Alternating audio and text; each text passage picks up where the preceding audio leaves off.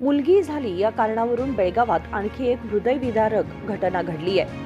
3 दिवसांच्या बालिकेचा गळा ओढून क्रूर आईने तिची हत्या केली।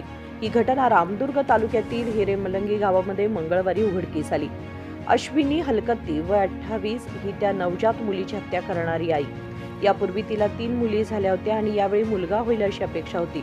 23 नोव्हेंबर रोजी मुतकळी प्राथमिक आरोग्य केंद्रात प्रसूती झाली। दुसऱ्या दिवशी ती माहेरी हिरेमलंगीला आली। सकाळी आई बाहेर गेली असताना अश्विनीने मुलीचा गळा ओढून ठार मारून नंतर बनावट नाट्य रचल्याचं स्पष्ट झालं। बाळ श्वास घेत नाही असं नाटक करून ते रामदुर्ग सरकारी रुग्णालयात घेऊन आल्यावर सत्य बाहेर आलं।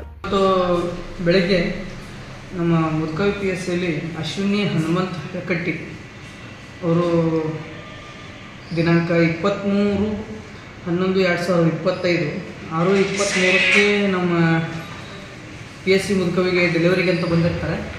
ಅವರು ಇದು 4ನೇ ಡೆಲಿವರಿ ಆಗಿದ್ದು 6:55 23/11/2025ಕ್ಕೆ ಡೆಲಿವರಿ ಆಗುತ್ತೆ।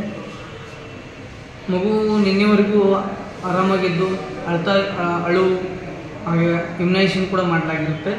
ಇವತ್ತು ಬೆಳಗ್ಗೆ ಅದು ಸ್ವಲ್ಪ ನಮಗೆ ಅಳೋದು ಕಡಿಮೆ ಆಗಿದ್ದು ಏನೂ ಧ್ವನಿ ಕೇಳಿಸಲಾರ್ದಕ್ಕೆ ನಮ್ಮ ಸ್ಟಾಫು ಹೋಗಿ ನೋಡಿದಾಗ ಅದು ಸಂಶಯಾಸ್ಪದವಾಗಿ ಸಾವನ್ನಪ್ಪಿದ್ದು ನಮ್ಮ ಗಮನಕ್ಕೆ ಬಂದಿರುತ್ತೆ। ಆದ್ದರಿಂದ ನಾವು ಸಂಬಂಧಪಟ್ಟಂಥ PSI ಹಾಗೂ DYSP ಸರ್ಗೆ ಈ ವಿಷಯ ಸಲುವಾಗಿ ದೂರವಾಣಿ ಮುಖಾಂತರ ನಾವು ಅವರಿಗೆ ತಿಳಿಸಿರ್ತೀವಿ। ಈ ವಿಷಯ ಸಲುವಾಗಿ ಅವರು PSI ಹಾಗೂ DYSP ಸರು ಸ್ಥಳಕ್ಕೆ ಖುದ್ದಾಗಿ ಬಂದು ನಾವು ಕೂಡ ಖುದ್ದಾಗಿ ಹೋಗಿ ಸ್ಥಳ ಎಲ್ಲ ನೋಡಿ ಆಮೇಲೆ ವಿಷಯದ ಗಂಭೀರತೆಯನ್ನು ಇರುತ್ತೋ ಅದನ್ನೆಲ್ಲ ನಾವು ಈಗ ಕಾನೂನು ಪ್ರಕಾರ ಏನು ಮಾಡಬೇಕು ಅದನ್ನು ಮಾಡಿದ್ದೀವಿ।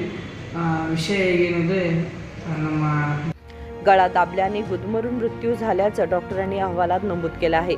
पोलिसांनी आईविरुद्ध खुनाचा गुन्हा नोंदवल्याची प्रक्रिया सुरू केली आहे। रामदुर्गचे DYSP चिदंबर मडिवाळ यांनी घटनास्थळी भेट देऊन तपास केला। ही घटना सूर्यबान पोलीस ठाण्याच्या हद्दीत घडली।